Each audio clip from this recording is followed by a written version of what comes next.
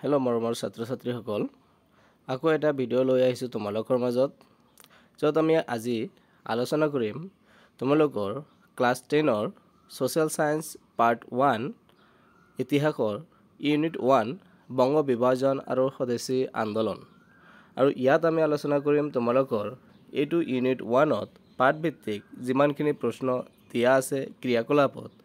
এই গোটেইখিনি প্ৰশ্ন তোমালোকৰ মাজত লৈ আহিছোঁ ভিডিঅ'টো সম্পূৰ্ণ চাবা যদি ভাল লাগে লাইক কৰিবা শ্বেয়াৰ কৰিবা বন্ধু বান্ধৱৰ লগত আৰু কমেন্ট বক্সত যাই এই ক্লাছৰ যিখিনি প্ৰশ্ন আছে এই পিডিএফটো পোৱাৰ কাৰণে টেলিগ্ৰাম লিংক দিয়া থাকিব তাত আমাৰ টেলিগ্ৰাম লিংকত জয়েন কৰিবা পিডিএফটো পাই যাবা আৰু যদি এনে লিখিব বিচাৰা তেনেহলে ভিডিঅ'টো পজ কৰি তোমালোকে এনসাৰবিলাক লিখি ল'ব পাৰিবা তেছোৱা আজিৰ প্ৰথমটো কোৱেশ্চন য'ত দিয়া আছে তোমালোকৰ ক্ৰিয়াকলাপৰ অতি চমু উত্তৰৰ প্ৰশ্নসমূহ প্ৰথমটো আছিল বংগ বিভাজন কোনজন ভাইসৰয়ৰ সময়ত সংগঠিত হৈছিল আৰু ইয়াৰে শুদ্ধ উত্তৰটো হৈছে লৰ্ড কাৰ্জন সেকেন্ড কোৱেশ্চন দিয়া আছে 1905 চনৰ কোন তাৰিখত বংগ বিভাজন কাৰ্যকৰী হৈছিল আৰু ইয়াৰে শুদ্ধ উত্তৰ হৈছে 16 অক্টোবৰ 1905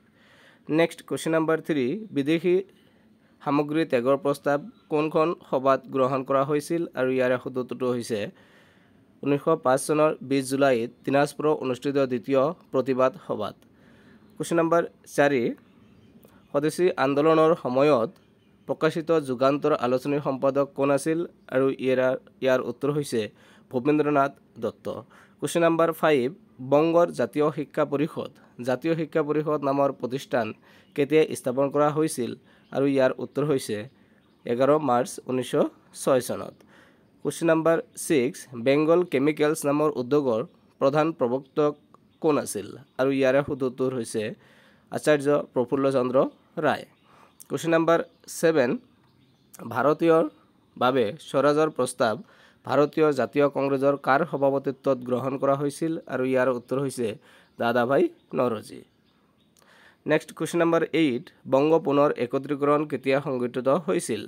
আৰু ইয়াৰ উত্তৰ হৈছে 12 ডিসেম্বৰ 1911 চনৰ 12 ডিসেম্বৰ তাৰিখত এইখিনি আছিল অতি চমু উত্তৰৰ প্ৰশ্ন এতিয়া আছে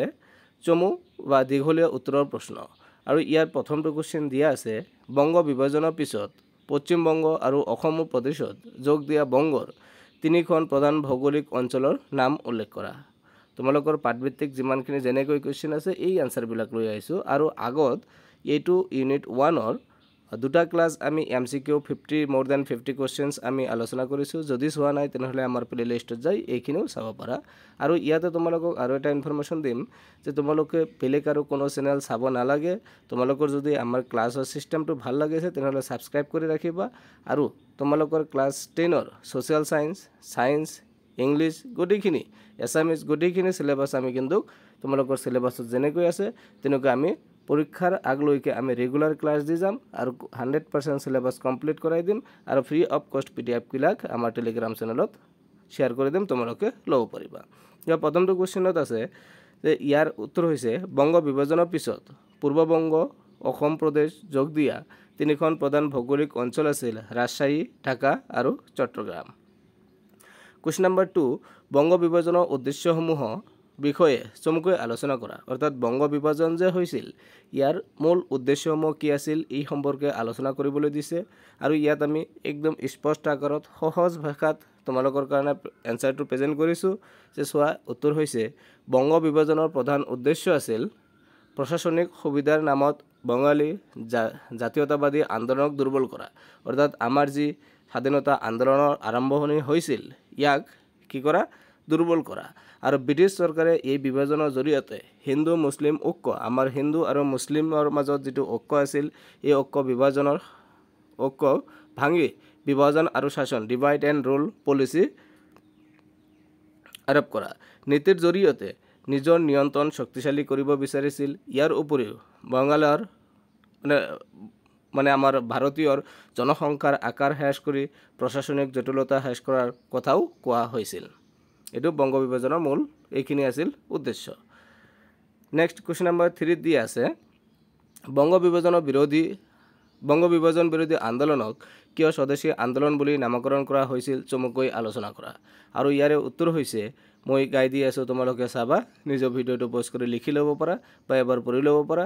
ইয়াৰ উত্তৰ হৈছে বংগ বিভাজন বিৰোধী আন্দোলনক স্বদেশী আন্দোলন বুলি নামকৰণ কৰা হৈছিল কাৰণ ই কেৱল বিভাজনৰ বিৰোধিতাৰ বাবেই নহয়, দেশীয় সামগ্ৰীৰ ব্যৱহাৰ আৰু স্বদেশী সামগ্ৰীৰ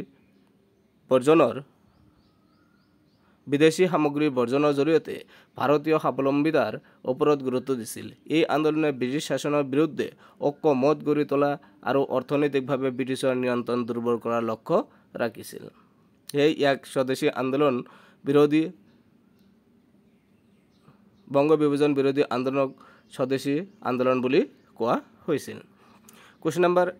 4, জাতীয় শিক্ষাৰ ক্ষেত্ৰত স্বদেশী আন্দোলনৰ অৱদানসমূহ আলোচনা কৰা। জাতীয় শিক্ষাৰ ক্ষেত্ৰত স্বদেশী আন্দোলন যিটো 1905 চনত হৈছিল, ইয়াৰ অৱদানসমূহ কি আছিল? আৰু ইয়াৰে উত্তৰ হৈছে স্বদেশী আন্দোলনে জাতীয় শিক্ষাৰ ক্ষেত্ৰত গুৰুত্বপূৰ্ণ অৱদান আগবঢ়াইছিল। ৰবীন্দ্ৰনাথ টেগোৰৰ নেতৃত্বত 1905 চনৰ 8 নৱেম্বৰ কলিকতা আৰু ৰংপুৰত বাংলা জাতীয় বিদ্যালয় স্থাপন কৰা হৈছিল। 1906 চনৰ 11 মাৰ্চত ৰাসবিহাৰী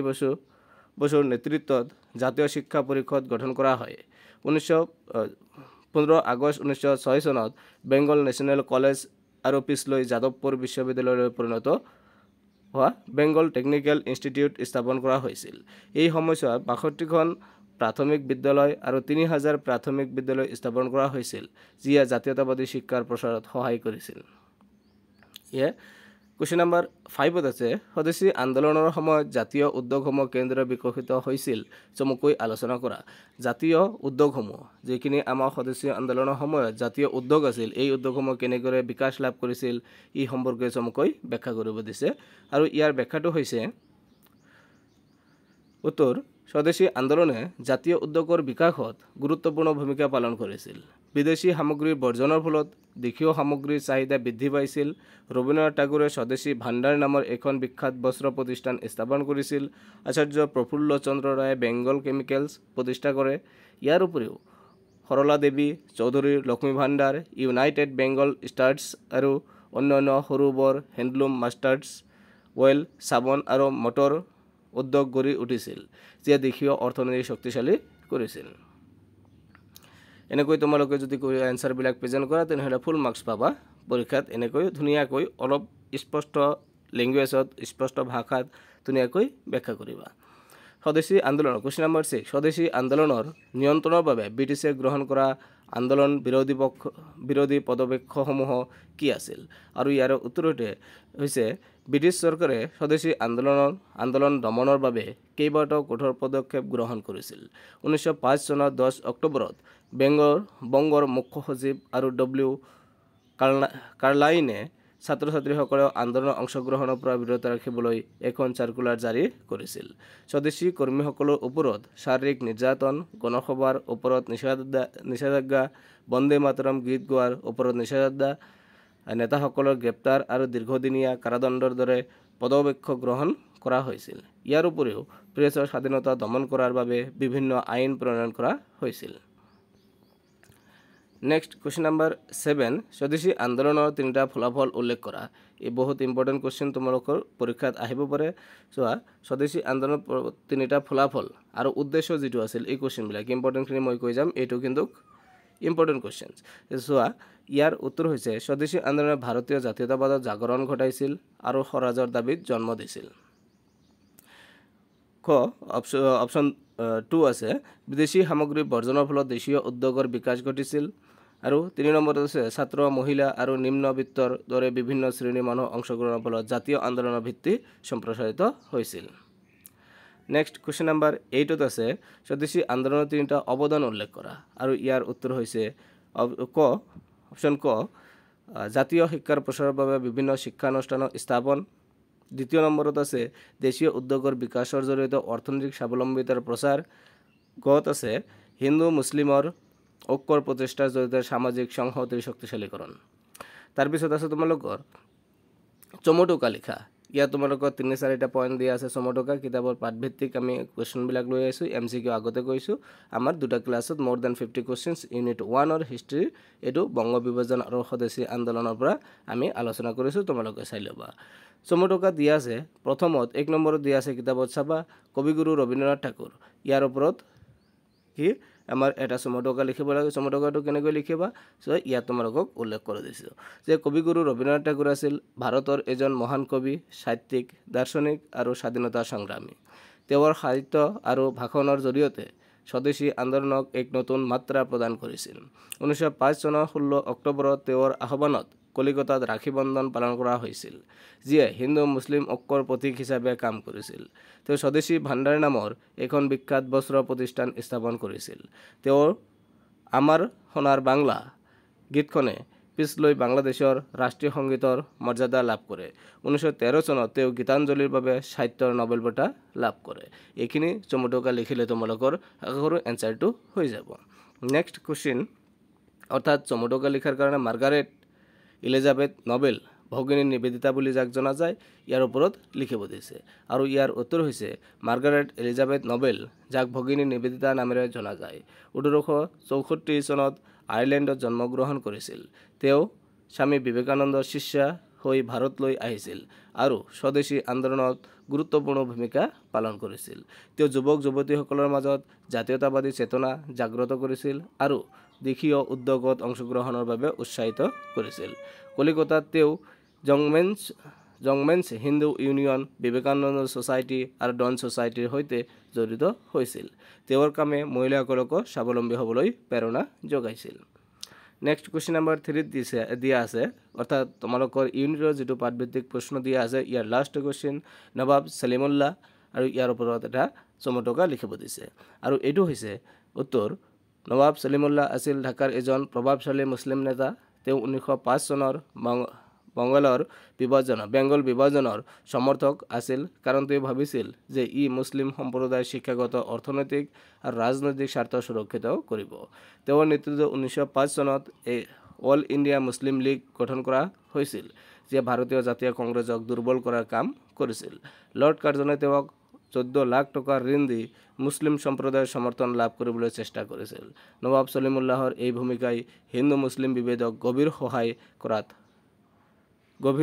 কৰাত সহায় কৰিছিল সো এইখিনি আছিল তোমালোকৰ পাঠভিত্তিক যিখিনি ক্লাস 10 অৰ সোশ্যাল সায়েন্সৰ প্ৰথমটো পাৰ্ট 1 ইতিহাসৰ প্ৰথমটো ইউনিট বংগ বিভাজন আৰু স্বদেশী আন্দোলনৰ ওপৰত ওভাৰঅল যিমানখিনি more than 50 questions MCQ questions লগতে পাঠভিত্তিক যিমানখিনি তোমালোকৰ সমটকা অধিসম প্ৰশ্নৰ উত্তৰ আৰু দীঘলীয়া প্ৰশ্নৰ উত্তৰ আছিল কোটিখিনি তোমালোকক দিয়া হল যদি ভিডিওটো ভাল লাগিছে তেনেহলে পৰৱৰ্তী ইউনিটৰ ক্লাছৰ কাৰণে ভিডিওটো